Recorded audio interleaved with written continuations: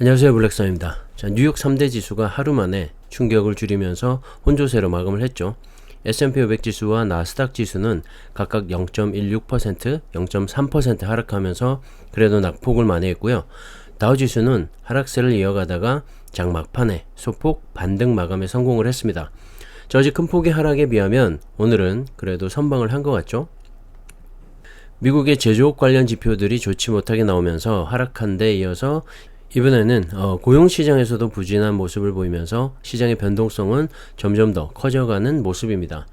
미국 노동부가 발표한 7월 구인 이직 보고서에 따르면 계절 조정 기준 구인 건수는 767만 3천 건으로 전월치인 791만 건보다 23만 7천 건이 줄어들었습니다.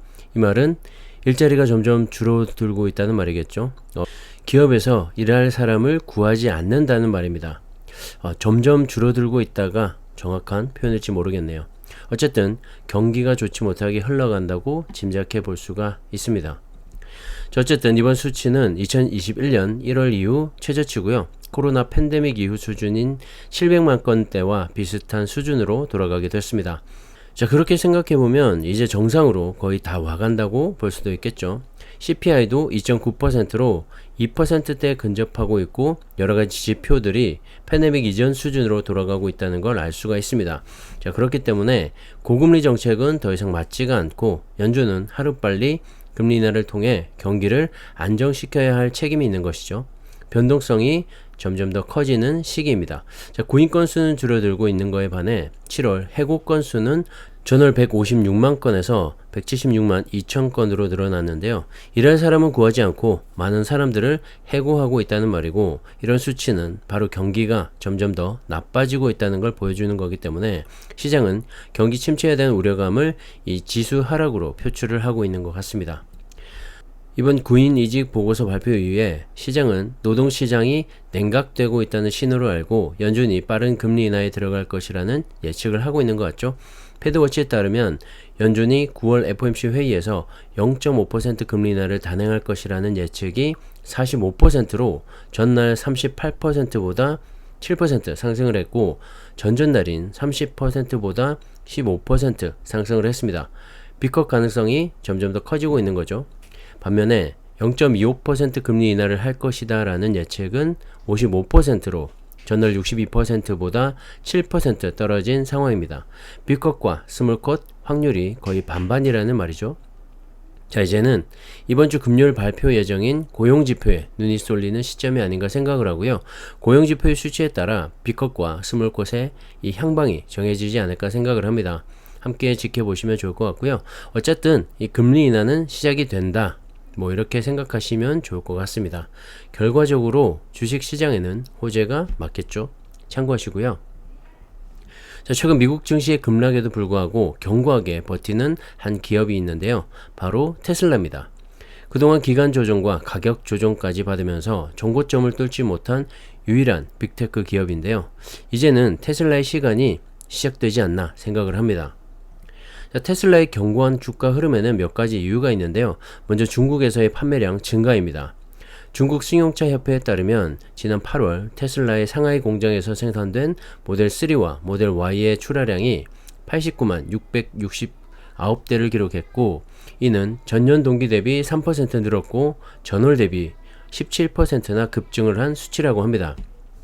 현재 상하이 공장에서 생산된 이 테슬라 자동차는 중국 현지 판매와 유럽 등 수출용으로 생산을 하고 있죠. 테슬라의 판매 증가는 중국 정부의 이 전기차 보조금 확대의 영향으로 분석하고 있는데요. 중국 정부는 올해 7월 말 특정 요건을 충족하는 이 전기차 모델에 대한 보조금을 이전의 2배 수준인 2만 위안으로 상향을 했습니다. 하나로는 약 370만원 정도 되고요. 그 정도의 보조금을 지급받는 거죠. 자, 이러한 정책이 테슬라 판매 증가에 한 몫을 차지했다는 분석이고요. 이와 함께 테슬라는 올해 4월부터 차량 구매 시 최대 5년 동안 무이자 대출을 제공하고 있는데요. 중국 경제가 둔화되면서 이 지갑을 열지 않는 소비자를 겨냥을 한 거죠. 자, 그리고 최근에는 일부 중국 지방 정부가 관용차로 테슬라를 구매하기 시작한 것도 호재로 작용을 하고 있습니다. 자, 사실 중국에서의 테슬라 판매 선전은 테슬라 입장에서는 상당히 고무적이라고 할 수가 있는데요. 왜냐하면 최근에 중국 시장은 글로벌 완성차들의 무덤이 되어가고 있기 때문입니다. 무슨 말이냐면 중국 전기차 업체들의 부상으로 인해서 중국 시장에서 높은 판매율을 올리던 이 글로벌 기업들이 고전을 면치 못하게 된 건데요. 최근에 세계 2위 자동차 업체죠. 폭스바겐이 경영난으로 인해서 창사 이래 처음으로 독일 소재의 공장 폐쇄를 검토한다고 밝혔죠. 업계에서는 중국 내 이 자동차 판매 부진이 최근 독일 폭스바겐의 수익 악화와 구조조정을 야기한 주요 원인이라는 그런 분석도 있습니다. 자, 그도 그럴 것이 올해 상반기 폭스바겐의 중국 내 판매량은 134만 대로 3년 전과 비교하면 무려 25% 이상 줄어든 수치입니다.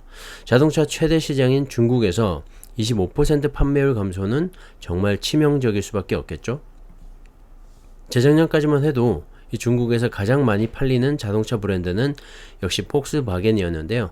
자, 지난해 중국의 비아디에게 타이틀을 내주고 말았고 가성비에 이 중국 정부의 지원책까지 맞물리면서 앞으로 폭스바겐뿐만 아니라 글로벌 완성차들이 중국에서 살아남기는 더더욱 어려워질 전망입니다. CPCA에 따르면 지난 7월 중국 자동차 시장에서 외국 업체들의 합계 점유율은 33%로 2019년 65.9%와 비교해서 정말 큰 폭으로 떨어졌다고 합니다. 자, 불과 몇 년 사이에 완전히 역전이 된 셈이죠. 폭스바겐뿐만 아니라 BMW는 상반기에 전년 대비 5.3% 감소를 했고 벤츠 역시 전년 대비 10.1% 감소세를 이어가고 있습니다.